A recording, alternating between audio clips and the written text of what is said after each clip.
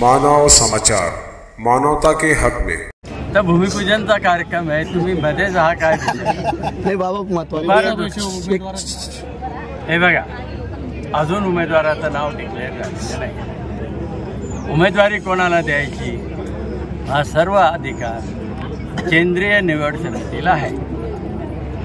तोपर्यंत अनेक अफवा चालू राहतील आणि मी सहसा अफवांवर बोलत नाही। माझा स्वतःवर विश्वास आहे, माझा जनतेवर विश्वास आहे, माझा नेत्यांवर विश्वास आहे। 10 वर्षापासून जी विकासाची कामं या धुळे लोकसभा मतदारसंघात केलेले तर मला निश्चितच आशीर्वाद मिळेल।